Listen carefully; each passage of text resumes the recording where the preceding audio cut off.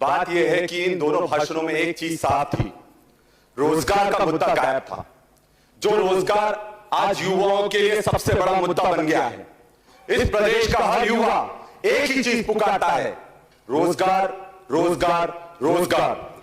और उनकी पीड़ा मैं आप सबके सामने रखना चाहूंगा। बेरोजगार हैं साहब, इन्हें रोजगार चाहिए। भ्रष्टाचार में लोग खूब नौकरी पा रहे हैं, रिश्वत की कमाई खूब मजे से खा रहे हैं। नौकरी पाने के लिए यहां जुगाड़ चाहिए। बेरोजगार हैं साहब, इन्हें रोजगार चाहिए।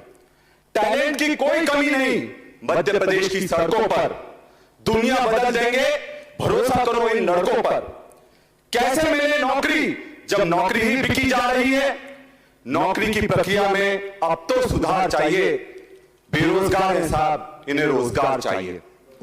साहब, मैं सभी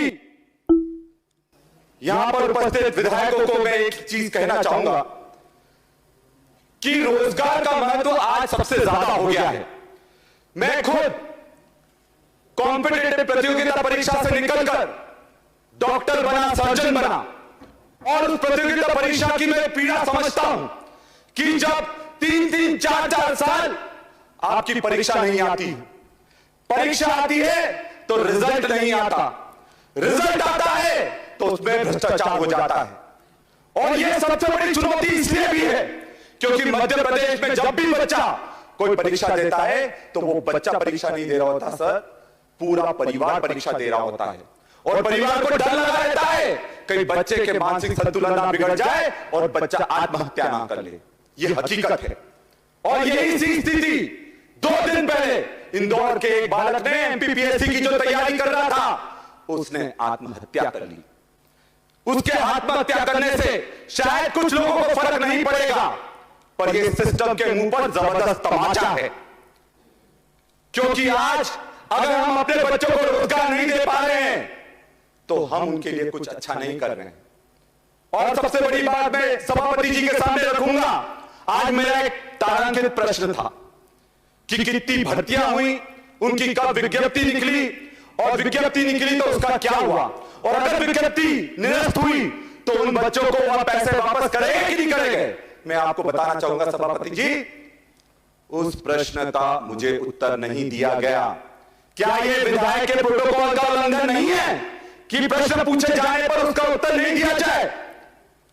मैं एक और बात कहता हूं कि मध्य प्रदेश में सरकार, मुख्यमंत्री बहुत वादे करते हैं, और जिस तरह के वादे अतिथि शिक्षकों के साथ किए गए, अतिथि विद्वानों के साथ किए गए, आशा कार्यकर्ताओं, आंगनवाड़ियों के साथ करेंगे, सबको छल लिया गया है।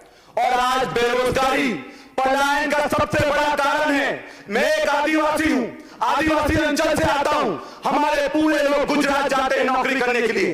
क्या कारण है कि उनका रोजगार झाबुआ में नहीं मिल पाता, आदिवासी अंचल में नहीं मिल पाता, उनको बाहर पलायन करना पड़ता है क्योंकि उनके पास रोजगार नहीं है। क्या कारण है मध्य प्रदेश में ST/SC बैकलॉग के 1.5 लाख से ज्यादा पद खाली पड़े हुए हैं।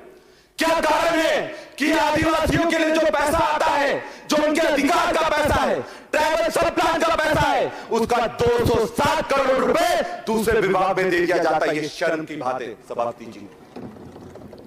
और सबसे बड़ी बात, मध्य प्रदेश में रिटायरमेंट की उम्र 62 से बढ़ाकर 65 करने जा रहे हैं।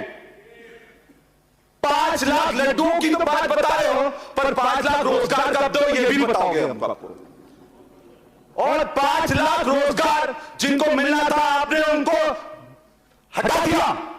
आपको ये समझना चाहिए कि अगर आप कोई सेवानिवृत्त 5 लाख लोग हो रहे हैं तो 5 लाख युवाओं को रोजगार मिल जाता, 5 लाख कर्मचारियों को प्रमोशन मिल जाता। और सबसे बड़ी बात है, जो जिन लोगों को आपने 62 से 65 साल का रिटायरमेंट एज करी है, वो भी नौकरी नहीं करना चाहते, उनको जबरदस्ती नौकरी करवाई जा रही है।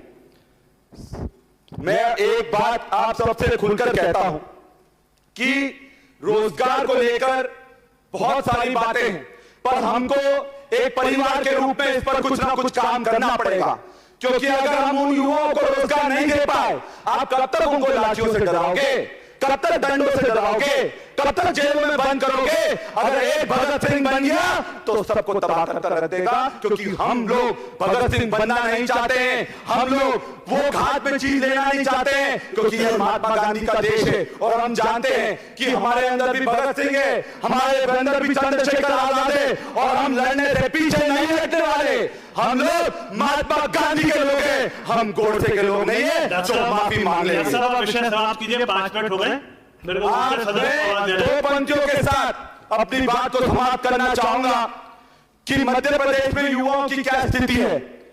पिछले 2 दशकों में मध्य प्रदेश में बेरोजगारों की एक ही कहानी है, दर दर भटक कर युवा झोंक रहे अपनी जवानी है, अपनी जवानी है। बहुत बहुत धन्यवाद। Thank you. शैलेंद्र जी।